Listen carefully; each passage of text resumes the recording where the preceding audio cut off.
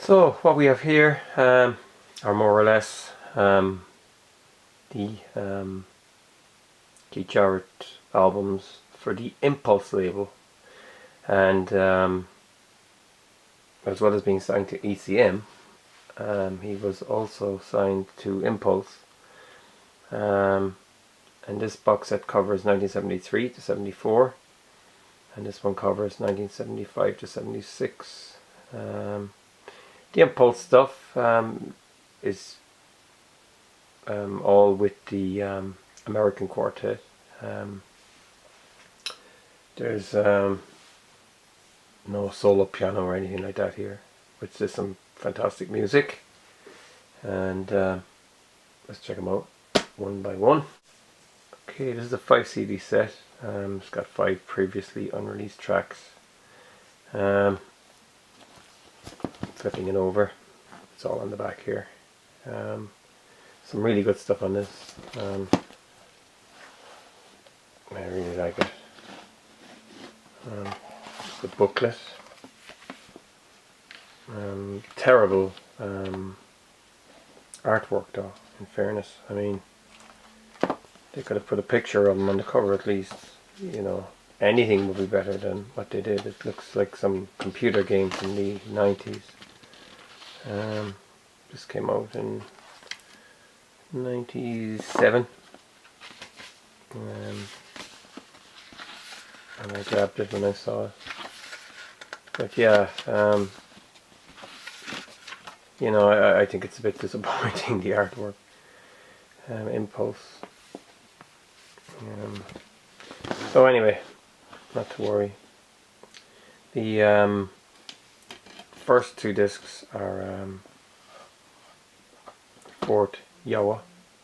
This was a live album, and here we get the whole lot. So it's got things like D drums, Fort Yawa, The Misfits. It's a lot of energy in this. Great bass playing by Charlie Hayden, drums by Paul Motion, and saxophone by Dewey Redman. There's some great stuff on this. Yeah, it's kind of essential, really. This is some great piano on it. Disc 3 is Treasure Island, and there's some great stuff on this as well. This is the early version of Death and the Flower, and these were all albums on Impulse in the 70s. Death and Flowers, I guess, kind of leads to what became the Survivor Suite on ECM, which is a masterpiece. It kind of leads towards that. We go, the last disc is Backhand, which again has got some good stuff on it. Yeah, so like I said, eating and drinking for fans. It's just a pity that, I mean, I don't know if I kind of recognize it at the time, but the artwork is absolutely shocking. And I mean, the sides of the box, it's faded now because it was on a shelf, but it just looks so bad, you know. There's other musicians on it too, guitars and percussion and stuff. Next is 1975 to 76. There's 4 albums on this. Again, Dewey Redman, Charlie Hayden, and Paul Motion. So there's extra tracks. They're just extra takes, really. You know, Shades, Mysteries, Baya Blue, and Bop B.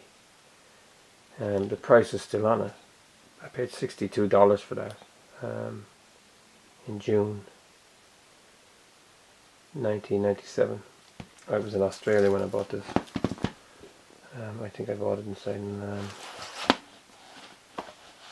HMV or Virgin equivalent, whatever it was. Discs are shocking. You know, the colors are just gas. It's like a computer game or something. That's the other 2. They're the worst colors you can think of. You know. This was originally released in 1996. I suppose Impulse were kind of finding their feet. packaging. Booklet. Kind of based on Mysteries by Newt Hampson, who was a Norwegian writer. Kind of bit of mumbo jumbo to make it sound mysterious, but that's the American Quartet.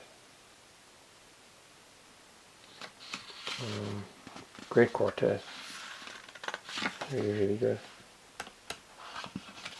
Charlie Hayden, he's incredible bass player. Paul Motion, Chewy Redman. These guys knew how to swing. Let me tell you. Shades is good. Mysteries is a great album. Everything That Lives Laments I really like.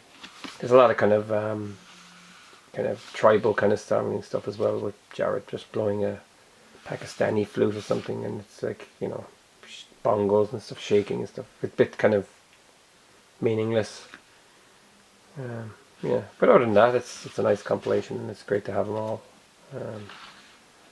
Yeah, none of the original artwork is in these at all, which is a pity. It was done for the sake of being done, but it would have been better if they, you know, put in the original artwork. It's kind of hard to tell where it's from. That's the problem, you know. I mean, the sessions are listed and all that, but yeah. So that's it. That's Keith Jarrett on Impulse. 2 box sets, and if you're a fan, they're definitely worth investigation. You should be able to pick them up pretty cheaply. I don't know. It's worth a shot.